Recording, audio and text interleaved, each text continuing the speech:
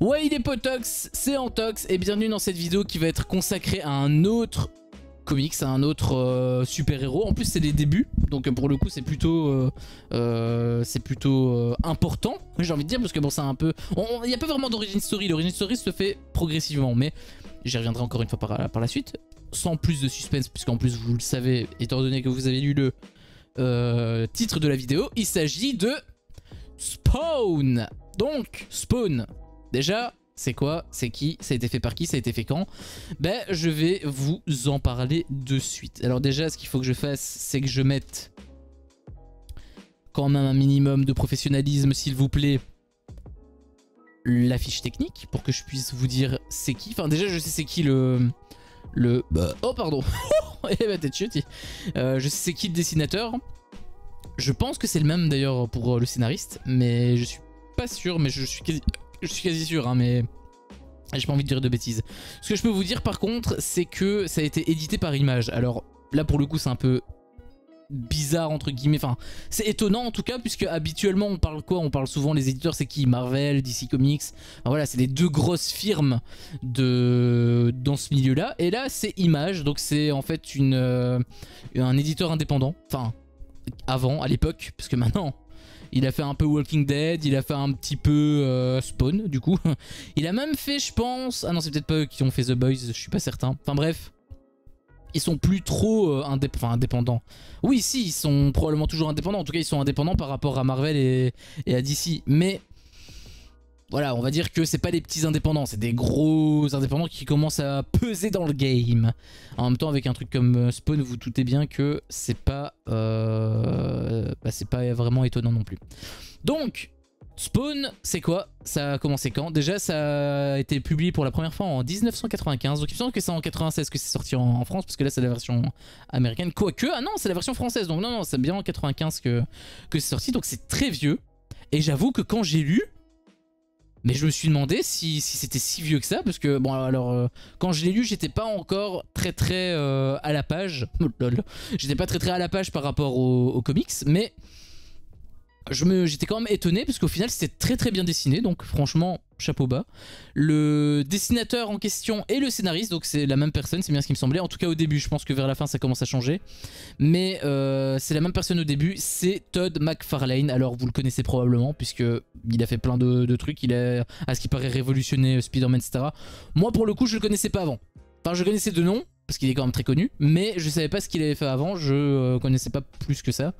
Donc voilà, mais en tout cas j'ai été très surpris parce qu'il était vraiment incroyable. Je vais le dire tout de suite. Alors pour ces spawns là, je pourrais vous donner un lien BD Fugue, mais je ne peux malheureusement pas parce que je pense que c'est pas trouvable, enfin c'est pas neuf en fait, hein, donc vous pouvez acheter les nouveaux, enfin ceux qui sortent, qui paraissent actuellement, mais ça intervient, en fait c'est une suite, il y a des numéros américains et les numéros, ceux qui sont sortis récemment, ils commencent à partir du numéro 300 américain, donc vous voyez que c'est vraiment une suite, et du coup bah, ça veut dire que vous allez vraiment arriver en plein milieu du truc, vous allez rien comprendre, donc voilà. Après je peux comprendre que acheter des numéros, d'acheter les 300 premiers numéros, alors c'est 300 numéros française, donc enfin 300 numéros américains, donc en français c'est divisé par 2, mais ça reste quand même assez cher puisque rien que le premier numéro il coûte entre 15 et 20 euros selon une estimation de BD Fugue, donc c'est pas très bon marché puisque bah, c'est très cher, hein, 45 planches pour 15 balles, ça revient quand même très cher, hein, donc au final est-ce que je vous le conseille? Bien évidemment que oui, parce que vraiment mais c'est un truc de ouf. C'est un truc de ouf. Déjà, je vais vous expliquer l'histoire, globalement, qu'est-ce que c'est. Bah, en fait, Spawn, c'est on va dire un démon. C'est censé être un général de l'armée de Malebolgia, donc c'est un peu, on va dire, le diable des enfers, on va dire. C'est un peu le maître des enfers, si on veut. Et il crée en fait des Hellspawn, on appelle ça des Hellspawn. Donc c'est lui en fait, hein, Hellspawn. Hellspawn c'est lui en gros, hein. Enfin lui c'est Spawn, il a une identité, etc. Je la dévoilerai pas parce que voilà, vous pouvez aussi le découvrir par vous-même. Il a une identité, mais il y en a plusieurs selon les époques. Et même Il peut en avoir aussi plusieurs selon dans une même époque. Même si je sais pas si ça se fait, mais il me semble que oui, puisqu'on voyait plein de Hellspawn à un moment donné. Bon après ils étaient aux enfers, mais voilà. Je pense que ça se fait quand même. Enfin bref, ce que je veux dire par là, c'est qu'il n'y a pas que un Hellspawn. C'est pas comme Spider-Man, c'est pas comme Superman. C'est plus une sorte de symbole. C'est pas comme Batman non plus, parce que Batman est aussi un symbole, mais il y en a que un. Quoique, même par la suite, il y en a plusieurs. Donc on peut le comparer un petit peu à un Batman. Mais par contre, là, c'est vraiment tous les mêmes. Alors ils ont des styles un peu différents, etc. Mais leurs pouvoirs sont globalement tous, toujours en tout cas, les mêmes. Donc voilà, et son objectif, enfin ce qu'il est censé faire, c'est ramener des âmes à Malebolgia. Donc il est censé tuer des gens sur Terre pour les ramener en enfer et les convertir pour l'armée de Malebolgia. Donc encore une fois, Malebolgia c'est le maître des enfers. Et l'idée derrière tout ça, c'est de créer une énorme armée pour la guerre finale contre le paradis. Donc normalement le paradis et l'enfer sont censés se taper sur la tronche. Et c'est pour ça en fait qu'il prépare la guerre. C'est globalement le pitch de base. Je vais dire ça comme ça. Il y a bien évidemment plein de détails. Mais alors quand je dis plein, c'est... On a des années-lumière du nombre de détails que j'ai skip pour pas vous spoiler, notamment l'origine story du personnage, parce que forcément derrière le masque il y a quelque chose. Il y a aussi un système avec des pouvoirs, etc. Il y a aussi une limitation, mais ça je vous laisse le découvrir par vous-même.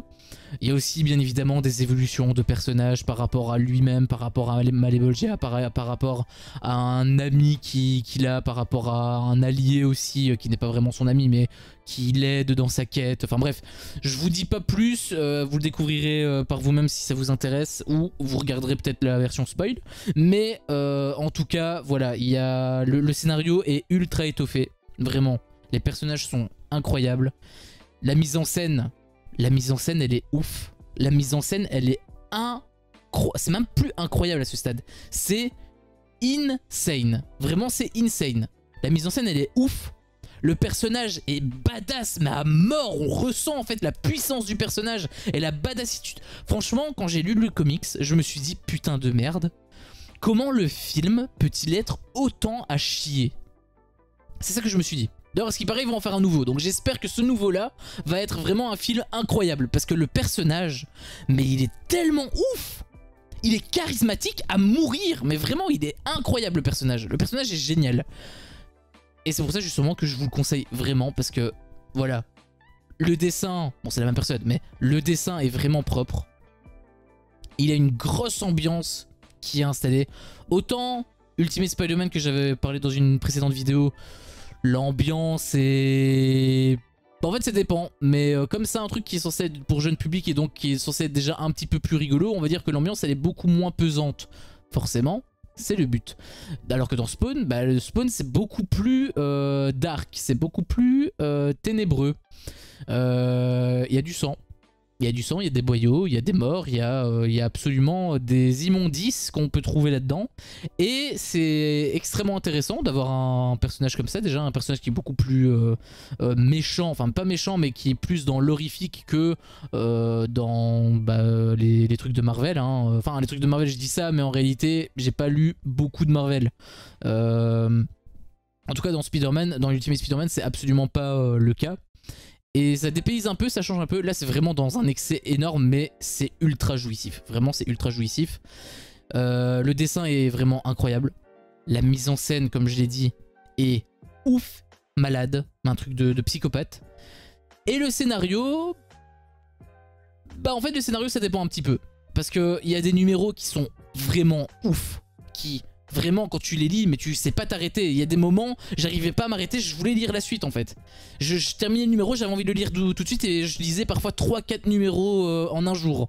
Alors que normalement, je suis censé en lire que 1 ou 2 quand j'ai du temps, genre le week-end, des trucs comme ça. Et parfois, en pleine semaine, j'en lisais quand même carrément 4.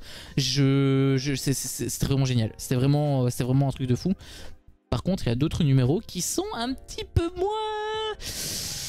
intéressant on va dire pour être poli, mais voilà il y a des numéros qui sont à chier. Voilà, je vais pas vous le cacher, il y a des numéros qui sont vraiment nuls à chier, d'autres qui sont vraiment incroyables. Il y a des révélations qui sont faites mais tu t'y attends pas. J'ai envie de vous le dire, j'ai envie de vous donner des éléments pour vraiment vous faire comprendre la puissance de ce comics, mais je peux pas parce que sinon je vais vous spoiler. Donc je préfère me retenir. Vous le découvrirez vous-même ou alors vous regarderez la version spoil si vous n'avez pas envie de le lire. Mais vraiment, il y a des choses qui sont géniales, d'autres qui le sont un peu moins, mais globalement, ça reste vraiment incroyable. J'ai pas lu la suite, enfin j'ai pas lu la suite de ça. En fait, ça c'est la version Semic que j'ai. Donc il y a aussi d'autres versions, mais je pense que la version Semic est la meilleure parce qu'au moins il y a toute la première partie que vous pouvez acheter, alors que la deuxième partie, donc ça se termine, il a 70 numéros, je pense. 79 numéros, il y a 79 numéros, donc à 2 numéros, enfin un peu moins parce que ouais, ça c'est un défaut, je vais y revenir aussi, mais il y a en moyenne 2 numéros américains pardon, par rapport à un numéro français, donc on est plus ou moins aux 130, 135, 140, on se termine plus ou moins à ce niveau là. Et justement la suite reprend directement par après, forcément logique. Donc voilà, par contre il y a d'autres versions de ce numéro-ci qui est un peu plus cher déjà, parce que c'est pas un format Cux, c'est une hardcover, donc comment dire, la couverture elle est dure. Et le problème aussi qu'il y a, il me semble, alors là pour le coup je suis pas vraiment certain, mais je pense que c'est vraiment le cas, il n'y a pas tous les numéros. C'est un peu comme avec les Ultimate Spider-Man, d'ailleurs je vous ai pas prévenu par rapport à ça, mais faut faire gaffe en fait, parce qu'il y a certains numéros, enfin certaines versions, on va dire certaines éditions, certaines versions, qui publient au début pour vendre, et ensuite ils voient que ça marche pas, et ils arrêtent en plein milieu, du coup t'as un début qui n'a pas de fin, donc c'est ultra frustrant à ce niveau là, donc là il faut faire très attention. C'est pour ça, vraiment vérifier toujours sur BD Tech ce que vous achetez. Moi en tout cas c'est ce que je fais. Donc voilà, globalement c'est ça, il y a juste un petit défaut que j'aimerais quand même revenir, mais c'est pas un défaut par rapport aux comics en soi, c'est un défaut éditorial. Donc les éditeurs en fait à un moment donné, ce qu'ils faisaient c'est qu'ils sortaient donc 2 numéros il me semble par mois. Sauf que il me semble qu'aux États-Unis c'était un seul numéro par mois et ils avaient 1 an de retard, donc ils ont pu rattraper leur retard par rapport à ça. Et à un moment donné, bah forcément leur retard a été rattrapé, sauf qu'ils pouvaient plus pondre la suite, puisque la suite devait arriver. On était à jour en fait. Et ils ont fait un truc que vraiment ça m'a un peu dégoûté. Ils ont meublé. Alors meublé... des numéros extra ça me dérange pas, d'ailleurs justement il y a un numéro extra, c'est Sam and Twitch, 2 autres personnages qui sont vraiment cool aussi, qui sont vraiment drôles aussi, et on suit en fait une aventure qui est un peu en parallèle à l'histoire principale, et là j'ai rien à dire, on meuble en effet, mais on le meuble de manière qualitative. Après je préfère moi quand il y a des histoires, des extras entre guillemets, moi ce que j'aime bien c'est avoir vraiment tout dans un seul comic, c'est pas devoir lire un numéro puis ensuite revenir sur ce qui s'est passé, sur ce que j'ai lu il y a 2 numéros, puis ensuite revenir sur la trame principale. Moi j'aime pas faire ça, et c'est ça qu'ils ont fait, et c'est là où je suis un peu déçu d'une part, mais il y a un autre point, bon il s'est arrivé qu'une fois, ou peut-être 2. Peut-être que ça arrivait 2 fois, je sais plus. Enfin, bref, ça se compte sur les doigts de la main, ça c'est sûr. C'est pas arrivé tant de fois que ça, mais vraiment, je suis extrêmement déçu par rapport à ça. Parce qu'ils ont meublé aussi, mais pas avec des épisodes extra, mais avec des anciens épisodes. Et là, je peux vous assurer que quand j'ai vu ça, je me suis dit, mais c'est une vraie escroquerie en fait. Parce que le numéro fait 48 planches, ok? Le numéro fait 48 planches, il est censé avoir 2 numéros dedans. Ils te le vendent à 4 euros, c'est, il me semble. Enfin non, c'était des francs à l'époque, mais voilà, c'était 22 francs, donc j'imagine que c'est 3-4 euros, 3-4-5 euros peut-être. Bref, ils te le vendent à un certain prix. Et quand on te meuble par des anciens numéros que du coup, forcément, tu as déjà lu, bah t'achètes 2 numéros, enfin t'achètes un numéro en fait. T'achètes un numéro, sauf que ça coûte le prix de 2. Donc là, c'est pour ça que je dis que c'est une escroquerie. Alors ils l'ont pas fait très souvent. Ils l'ont pas fait très souvent, ils l'ont fait, je vous le dis, 1 ou 2 fois, peut-être 3 les grands maximum. Mais vraiment, ils l'ont pas fait beaucoup de fois. Mais quand ils le faisaient, non seulement ça coupait le rythme, un peu comme avec les épisodes extra. Les épisodes extra de Sam and Twitch étaient cool. Juste le fait que ça coupait le rythme, moi ça me dérangeait. Ça c'est le premier point. Et le deuxième point, encore c'est un épisode extra, un truc que j'ai pas lu. Ok, je veux bien. Mais quand c'est un épisode que t'as déjà lu, là ça fait mal au cul. Donc voilà, mais vraiment c'est un défaut éditorial. Réellement je tiens vraiment à le souligner, c'est vraiment un défaut éditorial, puisque c'est vraiment eux les éditeurs, donc Semic, hein, pas Image. Image, c'est eux les éditeurs officiels avec les numéros US, etc. Et Semic a repris, ils l'ont traduit, etc. Ils ont quand même fait un très bon travail, hein, parce que sinon on l'aurait jamais eu en France et on aurait passé à côté de ce petit bijou. Donc quand même, c'est tout à leur honneur. Mais le fait qu'ils aient fait ça, c'est un petit défaut qui me reste un petit peu en travers de la gorge. Après, hormis ce petit détail, c'est vraiment une toute petite aiguille dans une botte de foin, parce que à côté, le truc est vraiment incroyable. Encore une fois, les rythmes changent. Il y a certains numéros qui sont moins intéressants que d'autres, je vais pas vous le cacher, il y a certains arcs qui sont moins intéressants que d'autres arcs. C'est assez inégal en fait à ce niveau-là, mais de manière générale, si je dois faire une moyenne vraiment, je suis extrêmement satisfait parce que vraiment c'est... Je dirais pas... non, je dirais pas parfait, j'allais dire parfait mais c'est pas parfait, mais voilà, c'est très prenant. Voilà, si je dois utiliser un terme, c'est vachement prenant. Et très intéressant. Et en plus ça m'a permis de découvrir un personnage qui m'intriguait beaucoup, puisque c'est Spawn. On m'en a souvent parlé, et je me suis dit bah, pourquoi est-ce qu'il est aussi populaire. Et bah maintenant je le sais, et vraiment je suis très content. Alors les premiers numéros, je vais pas vous mentir, les premiers numéros sont à mon sens les meilleurs, en tout cas dans la continuité par rapport à cette inégalité que je disais. Ils sont très constants au début, en même temps il y a beaucoup de choses à découvrir. Et c'est pas comme Ultimate Spider-Man, parce que dans Ultimate Spider-Man la fin elle était vraiment dégueulasse, alors que là la fin elle est pas dégueulasse du tout.